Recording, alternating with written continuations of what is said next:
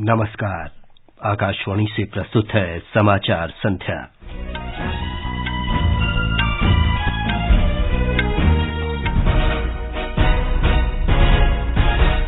मेघालय और नागालैंड में विधानसभा चुनाव प्रचार का कल अंतिम दिन। प्रचार अभियान चरम पर। प्रधानमंत्री नरेंद्र मोदी ने कहा, देश को आत्मनिर्भर बनाने के लिए पिछले 9 वर्षों में कृषि बजट 5 गुना बढ़ाया गया। बेंगलुरु में G20 देशों के वित्त मंत्रियों और केंद्रीय बैंकों के गवर्नरों की बैठक में अंतर्राष्ट्रीय स्थायी वित्त व्यवस्था बनाने पर चर्चा हुई। केंद्रीय स्वास्थ्य मंत्री मनसुख मांडविया ने कहा, राष्ट्रव्यापी कोविड टीकाकरण अभियान चलाकर 34 लाख से अधिक लोगों का जीवन बचाया गया।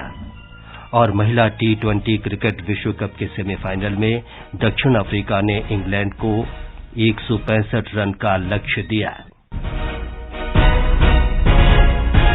समाचार संध्या के साथ मैं विमलेंदु पांडे। मेघालय और नागालैंड में चुनाव प्रचार का कल अंतिम दिन है। सभी राजनीतिक दलों के नेता मतदाताओं को लुभाने में कोई कसर नहीं छोड़ रहे हैं।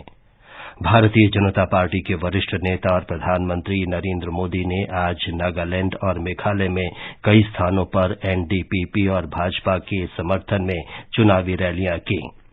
श्री मोदी ने आज सुबह मेघालय के शिलांग में एक रोड शो और शाम को पश्चिमी गारो हिल्स के तुरा में एक जनसभा को संबोधित किया।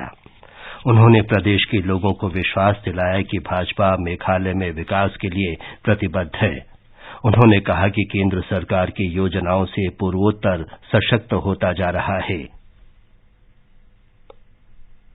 मन की बात कार्यक्रम में भी मुझे मेघालय के कल्चर, यहां के सामर्थ्य के बारे में बताने का अवसर मिलता रहता है।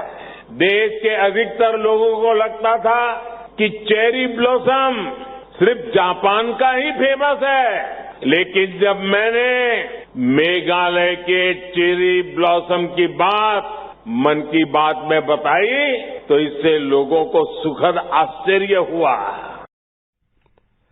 प्रधानमंत्री ने नागालैंड के चुमऊ के डिमा में चुनावी सभा में कहा कि राज्य में पिछले 9 वर्षों में उल्लेखनीय प्रगति हुई है। उन्होंने बताया कि नागालैंड के अधिकांश स्थानों से सुरक्षा बल विशेषाधिकार अधिनियम अफस्पा हटाया गया है और ऐसे कदम उठाए जा रहे हैं जिससे पूरे राज्य से इसे समाप्त किया जा सके। एक रिपोर्ट। सोमवार को होने वाले नागालैंड विधानसभा चुनाव से पहले आज देश के प्रधानमंत्री नरेंद्र मोदी ने NDPP और भाजपा उम्मीदवारों के लिए मतदाताओं को संबोधित किया। अपने भाषण में श्री मोदी ने जोर देकर कहा कि नागालैंड में स्थायी शांति लाना उनकी सरकार का लक्ष्य है। उन्होंने कहा कि नागालैंड के लिए शांति, प्रगति और समृद्धि के लिए उनकी सरकार प्रतिबद्ध है। इस मौके पर नागालैंड के मुख्यमंत्री नेफ्यू रियो सहित NDPP और भाजपा के वरिष्ठ नेता भी शामिल थे। भाजपा और NDPP के अलावा कांग्रेस, NPF, LJP आदि दल भी प्रचार में लगे हुए हैं। आसनों के साथ मैं मानस प्रतिम शर्मा, आकाशवाणी समाचार, कोहिमा।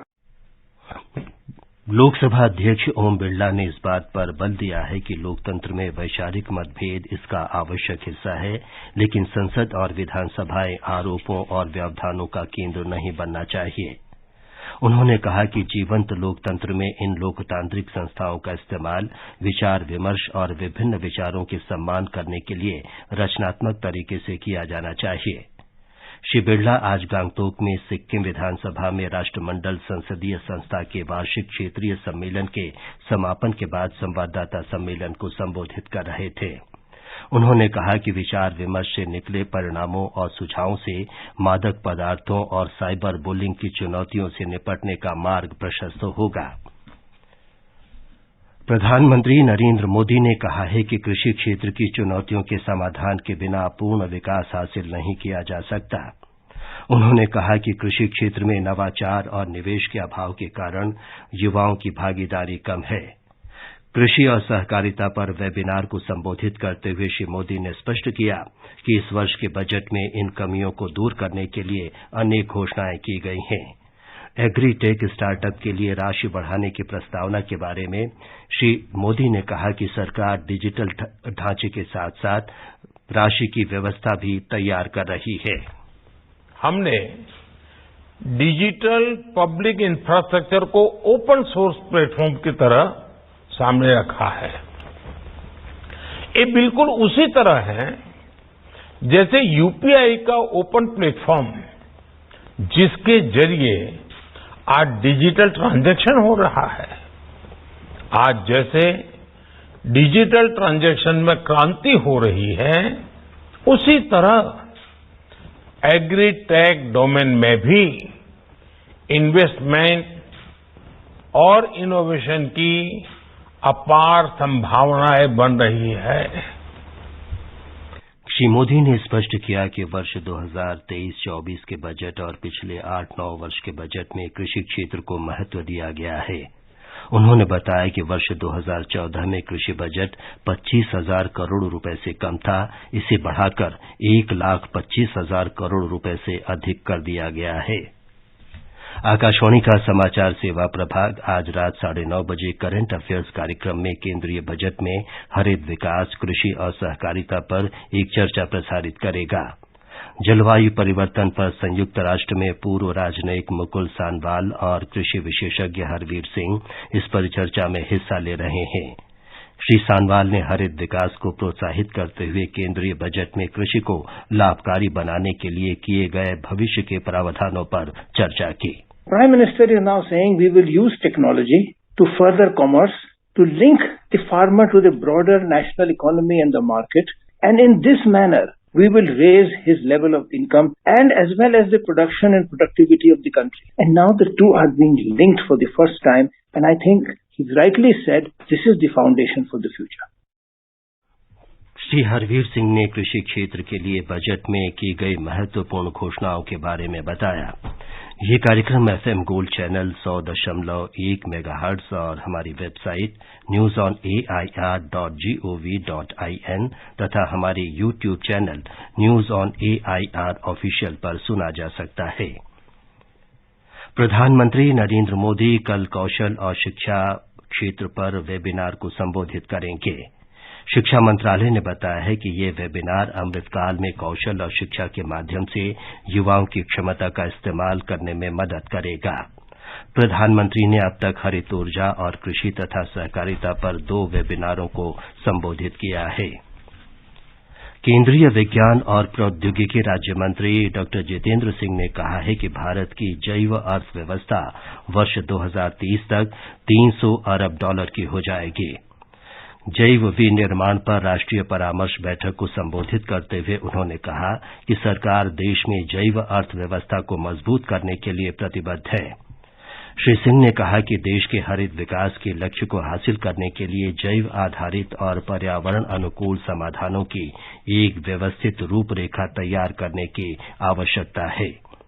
ये समाचार हमारी वेबसाइट newsonair.com/हिंदी और हमारे mobile app news on AIR पर भी उपलब्ध है। दीदी नौकरी लग गई। अरे वाह, बधाई हो। तो अब तो ढेर सारी शॉपिंग। हाँ दी, नया मोबाइल। अरे रुको शहजादे, सैलरी से पहले खर्चे। इंस्टेंट लोन भी तो मिलता है। पहले बजट बनाना सीखो, फिर खर्च करो। पर दी देखो, कमाई का एक हिस्सा हमेशा बचाना चाहिए, लेकिन पार्टी देने से नहीं बचोगे तुम। हाँ दी, पार्टी मेरी, बजट तुम्हारा। अच्छा।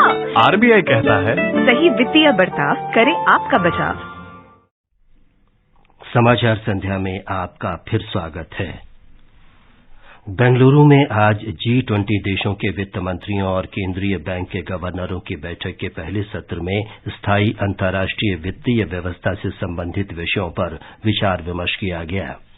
इस सत्र का संचालन केंद्रीय वित्त मंत्री निर्मला सीतारामन और रिजर्व बैंक के गवर्नर शक्तिकांत दास ने किया। वित्त मंत्री ने 21वीं सदी की साझा वैश्विक चुनौतियों के समाधान के लिए विकास बैंकों को मजबूत करने के उपायों पर प्रतिनिधियों के विचार आमंत्रित किए। उन्होंने कई देशों पर बढ़ते हुए ऋण का उल्लेख करते हुए बहुपक्षीय समन्वय पर भी सदस्यों के विचार मांगे। उन्होंने भविष्य में शहरों के वित्त पोषण की भारत की प्राथमिकता की भी बात की। दूसरा सत्र वित्तीय क्षेत्र और वित्तीय समावेशन पर आयोजित किया गया। इस दौरान वित्त मंत्री ने दक्षिण कोरिया के उप प्रधानमंत्री और वित्त मंत्री चो क्योंग हो से भी मुलाकात की।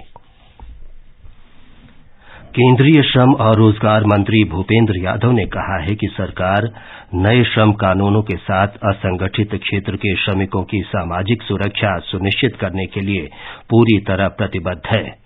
श्री यादव आज नई दिल्ली में कर्मचारी राज्य बीमा निगम के विशेष सेवा पखवाड़े के उद्घाटन समारोह को संबोधित कर रहे थे। उन्होंने कहा कि कर्मचारी राज्य बीमा अस्पतालों में बिस्तरों की संख्या बढ़कर 20,000 से अधिक हो गई है। माननीय प्रधानमंत्री जी ने ESIC 2.0 की शुरुआत करी, उसका परिणाम भी देखने को आ रहा है कि 2014 तक ESIC के टोटल बेड्स की संख्या 18,933 थी, हॉस्पिटल्स की संख्या भी 151 थी। प्रधानमंत्री जी के द्वारा जब ESIC 2.0 को शुरू किया गया तो 8 वर्षों में बेड की संख्या भी 2,000 बढ़ाकर 20,211 की गई और हॉस्पिटल्स की संख्या बढ़ाकर भी 160 की गई। जर्मनी के चांसलर ओलाफ शोल्स कल भारत की 2 दिवसीय यात्रा पर आएंगे। उनके साथ वरिष्ठ अधिकारियों और व्यापारियों का प्रतिनिधिमंडल भी आएगा। चांसलर शोल्स प्रधानमंत्री नरेंद्र मोदी के साथ द्विपक्षीय, क्षेत्रीय और वैश्विक मुद्दों पर चर्चा करेंगे। श्री शोल्स राष्ट्रपति द्रौपदी मुर्मू से भी मुलाकात करेंगे। जर्मनी के चांसलर बनने के बाद उनकी ये पहली भारत यात्रा होगी। ये समाचार आकाशवाणी से प्रसारित किए जा रहे हैं। ताजा समाचार जानने के लिए आप हमारे Twitter handle @AIR News Hindi को फॉलो कर सकते हैं। मैं डॉक्टर सुरुचि भाटिया आ रही हूँ कार्यक्रम अभ्यास में और हमारा विषय होगा साइकोलॉजी अर्थात मनोविज्ञान। शनिवार रात को 9:30 बजे FM गोल्ड पर सुनिएगा जरूर। ये आकाशवाणी है। केंद्रीय स्वास्थ्य मंत्री मनसुख मांडविया ने कहा है कि भारत ने कोविड के प्रभावी प्रबंधन के लिए पूर्ण सरकार और संपूर्ण समाज के दृष्टिकोण को अपनाया। अर्थव्यवस्था के उपचार, भारत के टीकाकरण और संबंधित उपायों के आर्थिक प्रभाव के अनुमान पर रिपोर्ट जारी करते हुए श्री मांडविया ने ये बात कही। स्टैंडफोर्ड इंडिया ने ये रिपोर्ट तैयार की है। रिपोर्ट में बताया गया है कि भारत में बड़े पैमाने पर राष्ट्रव्यापी टीकाकरण अभियान चलाकर 34 लाख से अधिक लोगों का जीवन बचाया गया। गृह मंत्री अमित शाह ने आज मध्य प्रदेश के सतना जिले में शबरी माता जयंती के उपलक्ष्य में कोल महाकुंभ को संबोधित किया। इस अवसर पर श्री शाह ने कहा कि मोदी सरकार आदिवासियों, अनुसूचित जातियों, गरीबों तथा पिछड़े वर्ग के लोगों के विकास के लिए प्रतिबद्ध है। उन्होंने कहा कि मोदी सरकार ने ये सुनिश्चित किया है कि देश का शीर्ष पद एक गरीब आदिवासी परिवार की महिला को मिले। नरेंद्र भाई ने एक गरीब आदिवासी की बेटी श्रीमती द्रौपदी मुर्मू को राष्ट्रपति बनाकर समग्र जनजाति समाज का सम्मान करने का काम किया है और 5 करोड़ के खर्चे से रघुनाथ शाह और शंकर शाह का स्मारक भी हमारे शिवराज जी ने बनाया और ढेर सारी योजनाएं लाए। दक्षिण अफ्रीका के केप टाउन में महिला T20 क्रिकेट विश्व कप के दूसरे सेमीफाइनल में दक्षिण अफ्रीका ने इंग्लैंड को 165 रन का लक्ष्य दिया है। जवाब में इंग्लैंड ने ताजा समाचार मिलने तक 10 ओवर में 2 विकेट पर 84 रन बना लिए थे। फाइनल रविवार को खेला जाएगा। केंद्र शासित प्रदेश जम्मू कश्मीर प्रशासन ने सभी 20 जिलों के किसानों के लिए प्रधानमंत्री फसल बीमा योजना का विस्तार किया है। अंत में मुख्य समाचार एक बार फिर। मेघालय और नागालैंड में विधानसभा चुनाव प्रचार का कल अंतिम दिन। प्रचार अभियान चरम पर पहुंचा। प्रधानमंत्री नरेंद्र मोदी ने कहा, देश को आत्मनिर्भर बनाने के लिए पिछले 9 वर्षों में कृषि बजट 5 गुना बढ़ाया गया। बेंगलुरु में आज G20 देशों के वित्त मंत्रियों और केंद्रीय बैंकों के गवर्नरों की बैठक में अंतर्राष्ट्रीय स्थायी वित्त व्यवस्था बनाने पर चर्चा हुई। केंद्रीय स्वास्थ्य मंत्री मनसुख मांडविया ने कहा, राष्ट्रव्यापी कोविड टीकाकरण अभियान चलाकर 34 लाख से अधिक लोगों का जीवन बचाया गया। इसके साथ ही समाचार संध्या का ये अंक समाप्त हुआ। नमस्कार।